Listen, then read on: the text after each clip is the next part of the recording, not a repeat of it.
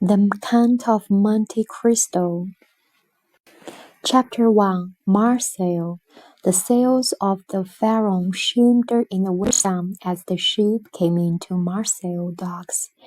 Edmond Dantes climbed onto the bowsprit, gazing wide-eyed across the clutter of warehouses that lined the waterfront. It had been a long and difficult voyage, and he was thrilled to be home. But on the docks, Mr. Morrill, the ship's owner, greeted him with a worried frown. "Where is Captain Leclerc?" he asked. Edmund smiled sadly. He told Mr. Morrill how Captain Leclerc had died of fever. As second mate, he had taken command of the ship himself for the rest of their trade voyage. "But there's something Dantes has not reported," a voice said. It was Danglars, the ship's accountant. He was a shrewd-looking man who always had a sneer on his face, especially for Edmund. "Edmund has not said that we stopped at Elba," he told Mr. Morrill. Morrill's face darkened. The island of Elba was where France's previous ruler, Napoleon Bonaparte, was being held prisoner. All ships were banned from stopping there. "Is this true?" Mr. Morrill asked. "It is," Edmund said. "Before Captain Leclerc died, he asked me to deliver a letter to the island." "Then it is settled," Morrill announced. "Edmund was simply loyal to his captain, as I am sure others will be to him." "You mean Edmund is to be made captain?" Danglars seethed. "I do," Morrill said, "if you accept Edmund." A beaming smile spread across Edmund's face. Him, a captain! But before he could reply, he saw a beautiful young woman running towards him through the crowds. It was Mercedes, his fiancée. Mercedes leaped into Edmund's arm, blushing with delight. As they kissed, though, Edmund spotted a gloomy figure watching them from the shadows. "Who are you, sir?" he demanded. Mercedes pulled the man closer. "Edmund, this is my cousin, Fernand. He looked after me while you were away." Edmund grasped Fernand's hand and shook it firmly. "Then you can be the first to hear the news, Fernand. I am to become captain of the Pharaon, and tomorrow Mercedes will become my wife." Laughing, Edmund twirled Mercedes in his arms. He was so happy right then, so happy, in fact, that he failed to notice the jealous hatred in Fernand's eyes. The Count of Monte Cristo. Chapter 2. Conspiracy. Waves crashed angrily against the jetty as Fernand Monteagle stormed to the end of the dock. His whole body trembled with rage. He couldn't bear to see Mercedes with another man. "Why did Dantes ever return?" he cried. "Be careful what you say," a voice answered. "Edmund has many friends around here." Danglars sat outside a tavern, with his accounts papers spread across a table. "What do you want?" Fernand spat. "Merely to share a toast," Danglars said, pouring a glass of wine, "to Edmond Dantes, future captain of the Pharaon and husband to the fair Mercedes." Fernand's face turned livid red. He snatched Danglars' glass and smashed it to the floor. "I hate Edmond Dantes," he cried. Calmly, Danglars poured himself another drink. He too hated Dantes. He had worked hard on the Pharaon, and felt that it should be him, not Edmund, who was made captain. "What if there was a way to make him go away again?" he said. "You could marry Mercedes and I would become a captain." "If only there was!" Fernand groaned. "Then I would do it, however hard." Dangler's lips curled into a sinister smile. He rustled among his papers, finding a blank sheet. Then he dipped his quill into his inkpot. "It is not hard at all," he said. "We simply have to write a letter." The Count of Monte Cristo, Chapter 3, Arrest. The following night, at the same tavern where Fernand and Danglars wrote their letter, excited guests gathered for Edmond and Mercédès' wedding feast. Edmond wore his best suit and his biggest smile, while Mercédès' eyes sparkled with joy. Everyone agreed that they had never seen such a happy couple. The tavern rang so loudly with laughter that no one heard the miserable moan from the back of the room. Fernand sat with his head hung in despair. "I cannot bear to watch," he told Danglars. "You said that our letter would solve everything, but still Mercédès is about to be married." "Have faith," Danglars said. "I think I hear our plan working now." Just then 5 soldiers marched into the tavern, armed with rifles. Their captain stormed up to Edmond. "Edmond Dantès," he said, "I arrest you in the name of the law." Mercédès reached to hold Edmond back, but the young sailor simply smiled and stepped forward. "You must be mistaken," he said. "I have never committed a crime in my life." The captain waggled a sheet of paper in Edmond's face. "This letter says otherwise." "Dear sir, it is my duty to inform you that Edmond Dantès, mate of the ship Pharaon, recently docked at the island of Elba carrying a letter from the traitor Napoleon Bonaparte." "Who wrote this?" Edmond asked. "Do you deny that it is true?" "I do not, but—" "Then you must come with us." Before Edmond could reply, the soldiers grabbed his arm and yanked him away. As they dragged him from the room, he saw the startled faces on all of his guests, except for 2. Fernand and Danglars were smiling. Dark clouds gathered over the docks as the soldiers marched Edmond from the tavern. One of the men thrust him into a boat, and the others climbed in beside him. They began rowing from the dock. "Please," Edmond begged, "where are you taking me?" "See for yourself," one of the men grunted. And then Edmond did. They were headed for a craggy island beyond the bay, from which a stone fortress rose to the soot-black sky.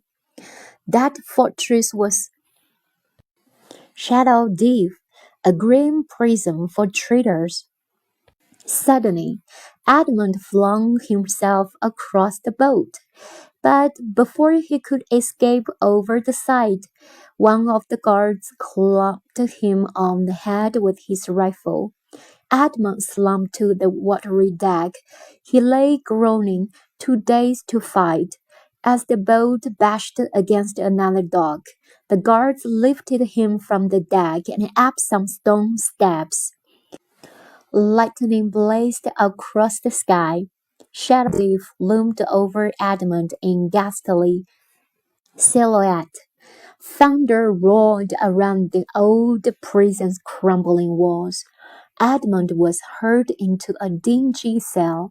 One of the guards leaned over him, his face ghostly white in the glare of his lantern. "Welcome to your new home," he said. The door slammed shut. Edmund was left alone in the dark. The Count of Monte Cristo, Chapter 4. The Two Prisoners. For hours, Edmund sat slumped against the cell wall, clutching his knees to his chest. He was convinced he would be released any moment, but that moment never came. Hours turned into days. Slowly, Edmund's confusion boiled into anger. Each time the guards brought him food, he smashed the bowl against the door and yelled until his voice ran dry. I am innocent, he cried. Days became weeks and then months. Edmund curled up in the dark, haunted by memories. At first, he thought about Mercedes, but more and more he became obsessed with Fernand and Danglars. He was certain they wrote the letter accusing him of treason. Months grew into years. By then, Adam's suit hung like rags around his skeleton frame. His nails grew long and filthy, and lice crawled in his tangled beard. All day, the scurrying sound of rats echoed around his cramped cell. The noise seemed to be coming from under the ground. Edmund pressed his ear to the floor, listening for hours. How he envied their freedom!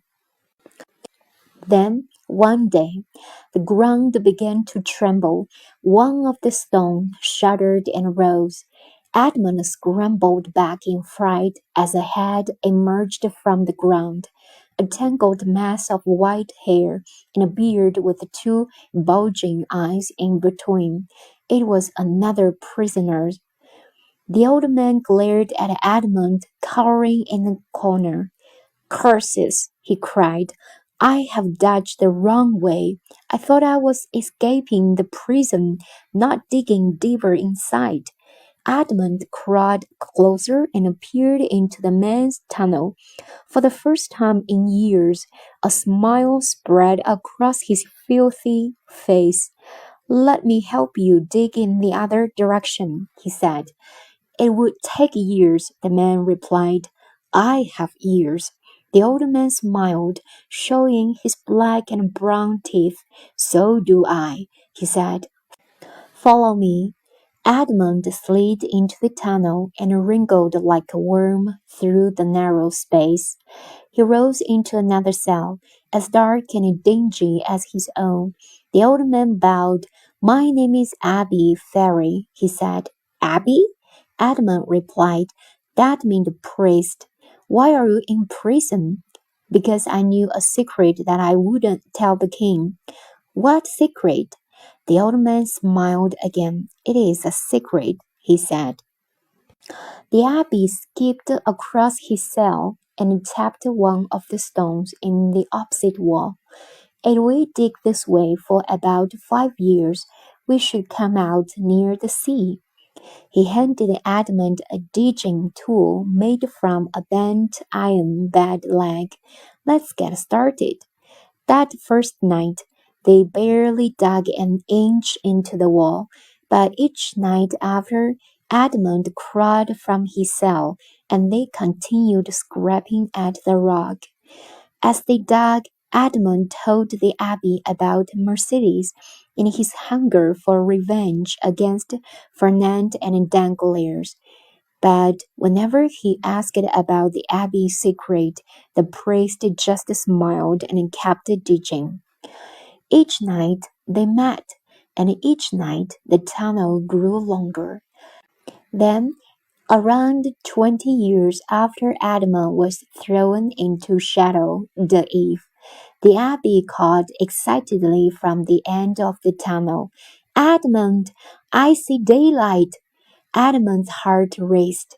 They had reached the end, but as he scurried closer, the tunnel walls began to tremble. Zigzag cracks splintered along the roof. Abby! Edmund cried. Come back! But it was too late. Rocks crashed down as the tunnel collapsed. The Count of Monte Cristo, Chapter 5, Escape from Chateau d'If. Heavy rocks rained down on Edmund as he struggled back through the collapsing tunnel. He managed to grab hold of Abby's legs and drag the old priest back to his cell. The Abbey's eyes rolled. He was badly hurt. "I'll call the guards," Edmund said, but the Abbey held him back. "No," he said weakly. "Listen to me." The Abbey pointed a shaky finger at a stone on the wall. "Look behind that stone." Confused, Edmund dug his fingers around the edges of the rock. It was loose. He pulled it away and found a scrap of paper behind. "A map," he said, "of the island of Monte Cristo," the Abbey explained. "It shows where treasure is buried. This, Edmund, is my secret. And now that I die, the treasure is yours." The Abbey slumped to the floor. He was dead. Tears stung Edmund's eyes. Was he now doomed to die alone in this place? He heard the footsteps and he dived back into the tunnel to his cell. He lay in the dark, listening to the guards discover the priest's body. "Old fool," one of them said. "Looks like he died trying to escape. What shall we do with the body?" "Wrap it up," another replied. "We'll get rid of it tonight." The guards left. Cautiously, Edmund rose from the tunnel. The Abbey's body lay covered in a sack on the floor. Suddenly, Edmund knew how he could escape. Moving fast, he pulled the sack from the Abbey and dragged the body down into the tunnel. Then he rushed back and wrapped the sack around himself instead. He had the Abbey's map in his pocket, along with his digging knife. He'd let the guards bury him outside the prison, and then dig himself free. After several hours, the guards returned. Edmund's heart hammered so hard he was sure it would give him away, as the guards picked him up and carried him from the cell. "He's heavy for an old man," one of the men muttered. Edmund heard a door creak open. For the first time in 20 years, he breathed fresh air. He was outside. Through a hole in the sack, he glimpsed the edge of the cliffs. Where were the guards going to bury him? The Count of Monte Cristo. Chapter 6. The Fisherman's Replies. Edmund plunged into the icy water. He wriggled free of the sack, but he was dragged deeper by the canoe attached to his legs. He felt as if his lungs were on fire. Then he remembered the knife. He grabbed the blade from his pocket and cut the rope, freeing himself of the weight. He burst to the surface, but now a wave slammed him against a fishing boat tethered to the rocks. Exhausted, Edmund just managed to cling onto of the boat and haul himself up onto the deck. But there was no time to rest. Soon the guards would discover Edmund had escaped. With his last gasps of strength, he rowed and rowed until Chateau d'If was just a shadow speck in the distance. Ahead, he could see lights glimmering on Marseille's docks. Edmund had dreamed of his own home for 20 years, but the sight gave him no joy. All he thought of was revenge. Another fishing boat passed. Edmund called to the captain. "I am headed to Marseilles to surprise an old friend. Do you know a man named Danglars?"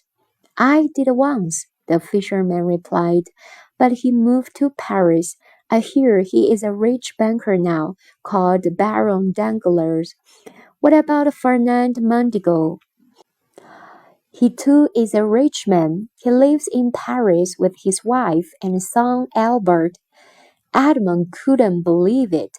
While he had been rotting in jail, his enemies had grown rich. Do you know a girl named Mercedes? He asked. You are truly out of luck. The fisherman laughed. She lives in Paris too. She's Fernando's wife. Edmund slumped to the deck. More than ever, he craved revenge. A plan was forming in his head. First, he would go to Monte Cristo and find the abbey's treasure. Then, he would disguise himself as a rich noble like his enemies. He would enter their lives, and he would destroy them. The Count of Monte Cristo. Chapter 7. The Carnival at Rome. Almost 1 year after Edmund's escape from prison, a carriage clattered up to the most magnificent hotel in Rome. Two young men stepped out. One was Beauchamp, a writer from Paris. The other was Albert Mondigo, the son of Mercedes and Fernand. This is the finest hotel in Rome, Albert declared. Surely it is the perfect place to watch the carnival. But inside, Albert's smile disappeared. I'm afraid all of our rooms have been taken, the hotel manager said, by one man. What sort of man would take over an entire hotel? Asked Beauchamp.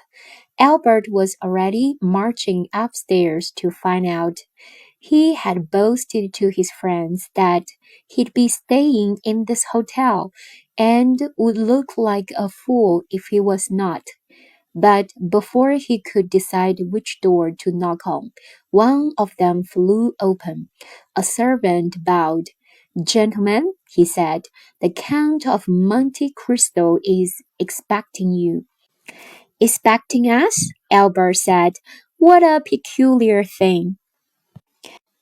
Inside, the room was decorated like a palace, with the tapestries on the walls and magnificent paintings in golden frames. Albert had never seen such luxury.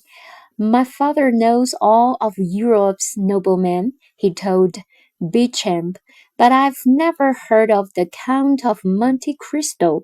Who is this man? A door flew open, and in swept Edmund Dantes.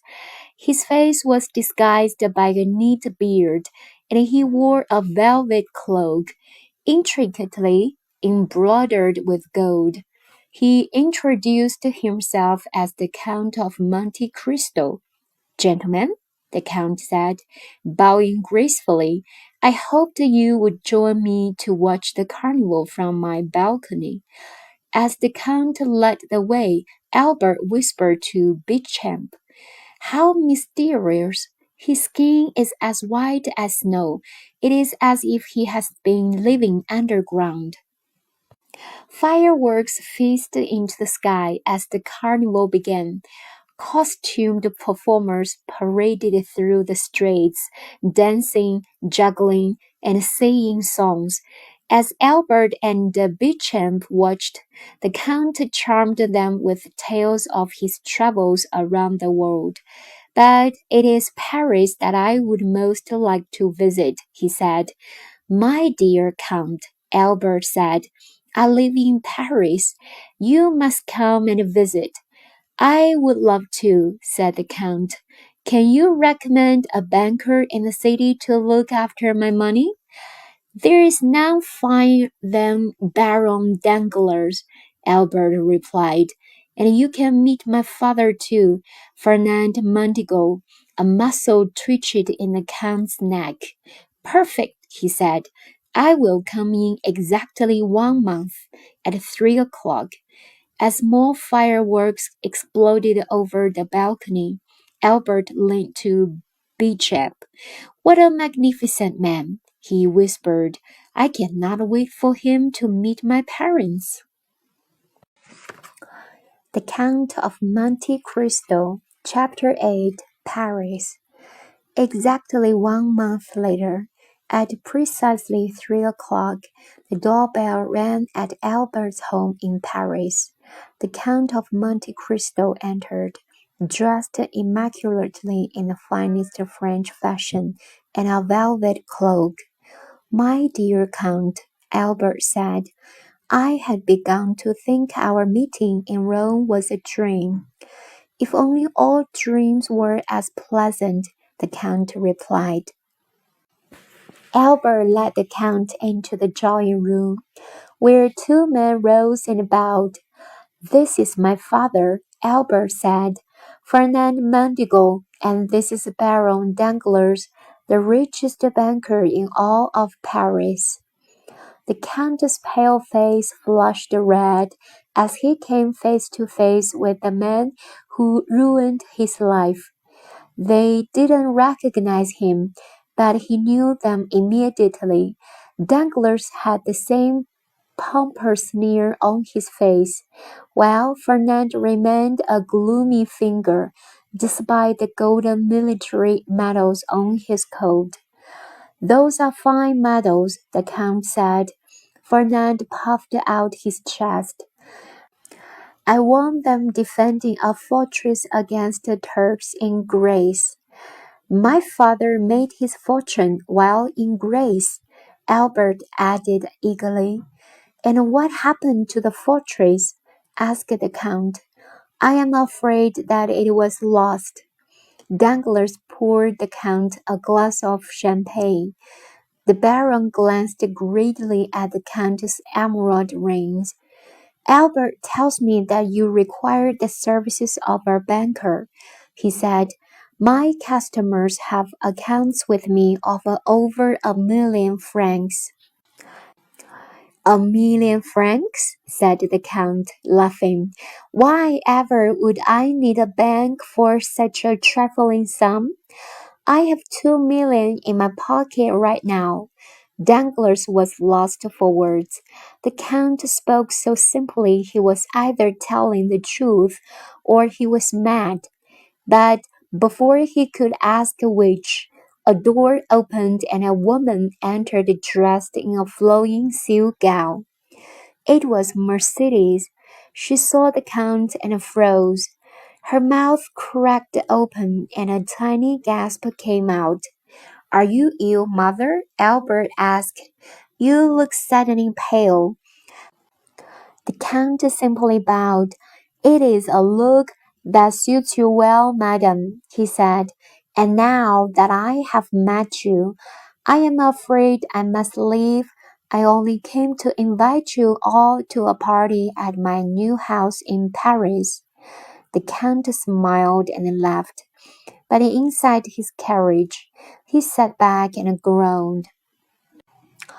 Had Mercedes recognized him? It was strange seeing her after so long, but he felt no love, only hatred for Fernand and Danglars. He thought he might have killed them right then, but death was too good for them. He planned to make them suffer. The Count of Monte Cristo. Chapter 9. The Countess' Party. For the next few weeks, there was only one name that interested anyone in Paris society, the Count of Monte Cristo. At plays, operas, and dinners, everyone asked about this mysterious man and his magnificent wealth. As if to answer, the Count threw a lavish party at his new house.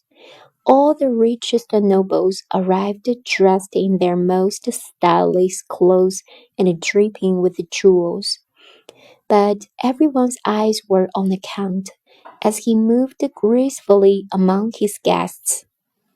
None of the guests studied their host closer than Mercedes. As the Count passed, she took his arm. It is hot in here, Count, she said. Perhaps you would take a walk with me in the garden. For a second, the Count's calm smile vanished, and panic flashed across his face. Mercedes took his arm, and they strolled among elegant fountains and lime trees hung with twinkling Chinese lanterns. Albert tells me that you have sailed all over the world, Count, Mercedes said. I wonder if you ever met a sailor named Edmund Dantes. The Count flinched. I have not met him. Is he a friend?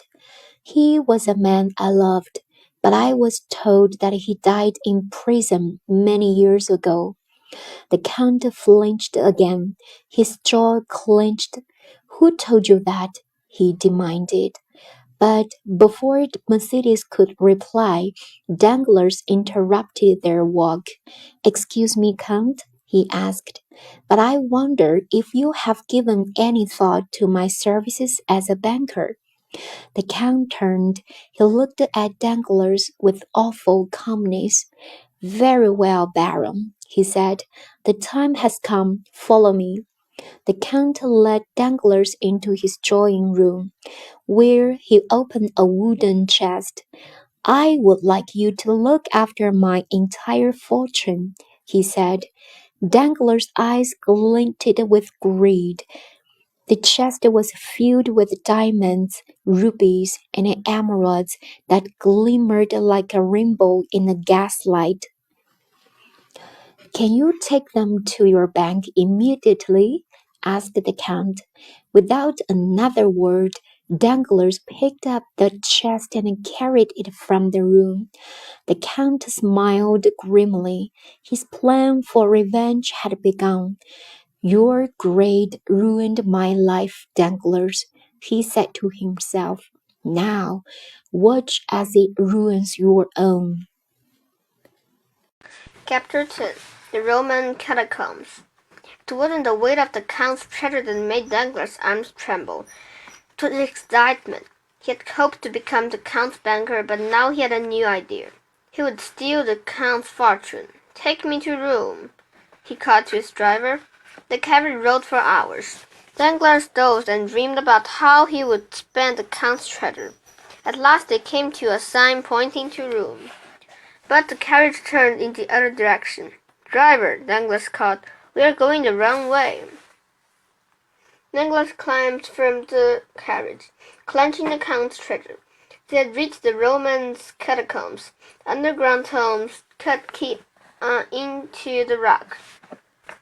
The hooded man pushed Danglars through a dank passage and into a trebled cell. A door slammed shut behind him. Danglars sat in the small darkness. He didn't understand why the bandit hadn't taken the treasure. After several hours, he banged on the door. At least bring me some food, he cried. The door creaked open.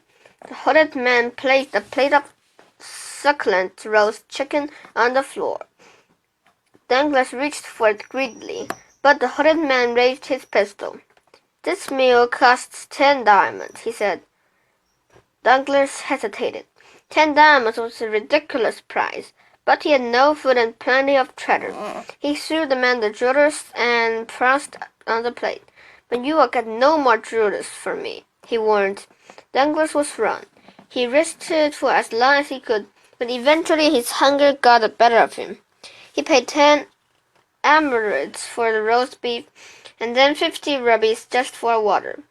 After several days, there were only 3 diamonds left in the Count's chest. Those jewels are all Danglars had left. 2 days passed. He didn't eat. He grew weak and desperately hungry. He sank to his knees, clenching his aching stomach. Why do you make me suffer? He pleaded. The door opened. The hooded man stepped inside the cell. Suffer? He said. There are men who have suffered worse. No, Danglars groaned. There are none. I will show you one, the hooded man replied. Slowly he peeled back his hood and revealed his face. The Count of Monte Cristo, Danglars cried. The Count grabbed Danglars' collar. His eyes were red and wild with rage. No, he sneezed. I am the man whose life you ruined 20 years ago. I am Edmund Dantes. Danglars fell back in horror. He curled up, sobbing and shaking. Now your life is ruined too, said the Count, as he took the last jewels from the chest and rolled from the cell. Fernand, he whispered, you are next. Chapter 11. Challenge at the Opera. 2 days later in Paris, Albert Mondreau stormed into the office of his friend Beauchamp. He waved the newspaper at the journalist. "Have you read this?" Beauchamp's face darkened as he read the report. The newspaper called Albert's father a traitor. It claimed to have evidence proving that years ago, Ferdinand surrendered a Greek fortress to enemy Turks for money. That was how Ferdinand made his fortune. "Where's your father now?" Beauchamp asked Albert. "Soldiers are searching for him all over Paris." Albert said, "You have friend at the paper, Beauchamp. Find out what evidence they have." Soon after, Beauchamp returned. He had a worried frown on his face. The newspaper received a document. He told Albert, "It is the contract agreeing the surrender of the fortress to the Turks." "Albert, it's signed by your father." "It is a fraud," Albert insisted. "Some unknown enemy is acting against my father." "Not unknown," Beauchamp said. "My friend at the newspaper knew exactly who gave him the document. Albert, it was the Count of Monte Cristo."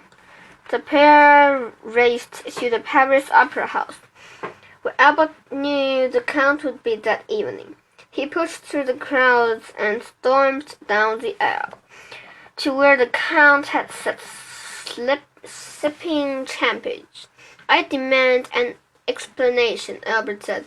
"An explanation?" the Count replied. "At the opera?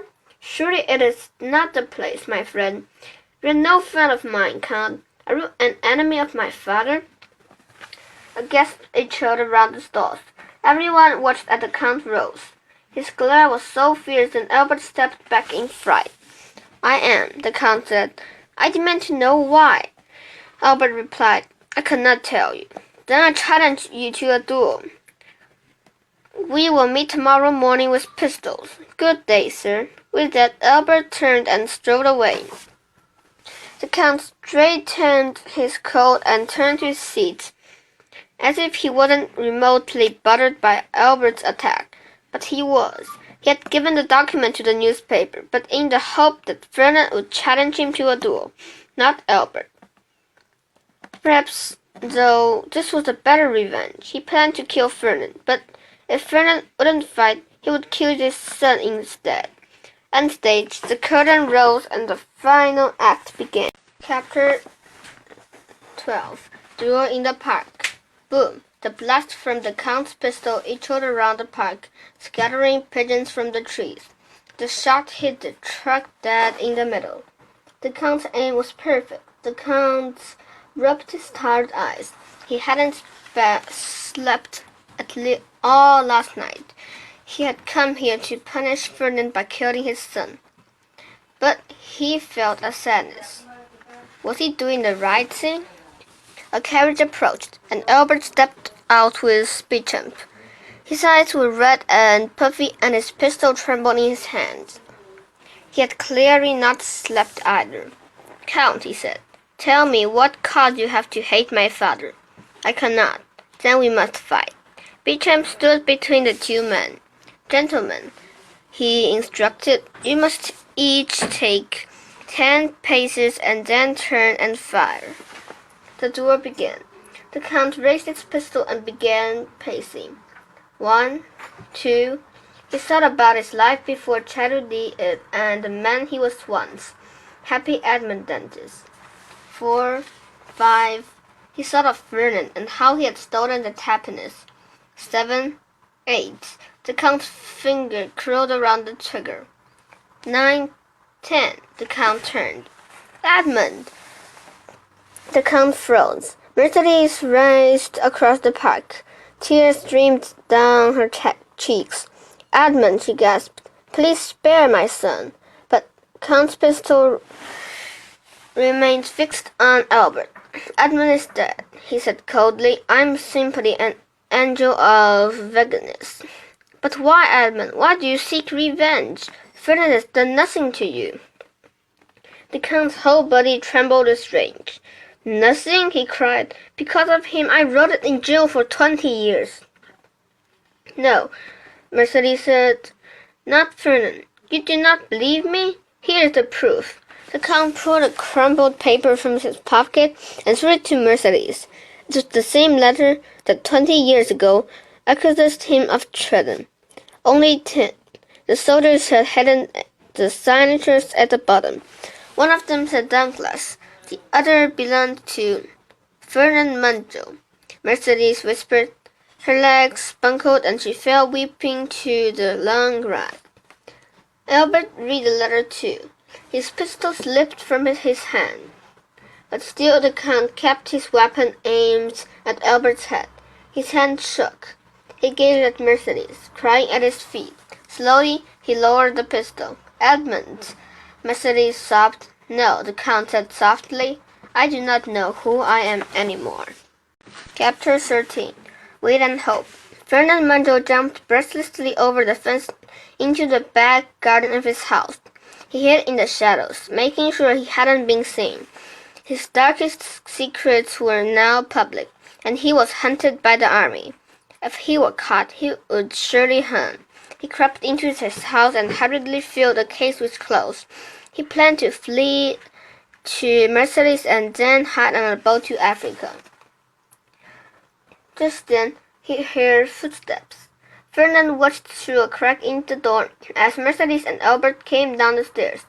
They too carried bags, and they were with the Count of Monte Cristo. Come, mother, Albert said, this is no longer our home. The word stabbed like a knife in Fernand's heart.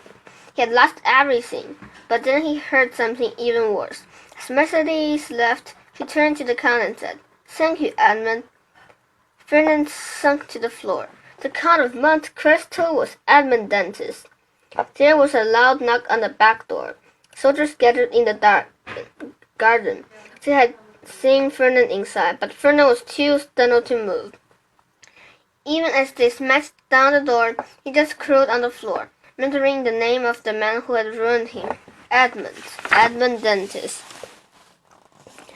The Count walked Mercedes and Albert to their carriage. He heard the commotion inside the house, but he didn't care. His obsession with revenge had already gone too far, almost killing poor Albert. It was over. He never wanted to hear the name Fernand Munjo again. Neither did Mercedes or Albert. They were moving to Italy, far from the scandal that had shamed their family. You could come with us, Mercedes said. The Count helped her into the carriage, but the Count just smiled. He took her hand and kissed it gently. I cannot, he said. I have lived all this time for revenge. Now I must live for something new. I will find a new life. As the carriage rattled away, Mercedes leaned from the window. Edmund, how do you know that you will find this new life? The Count closed his eyes, feeling the warm winter sun soothe his pale cheek. I will wait, he said. Wait and hope.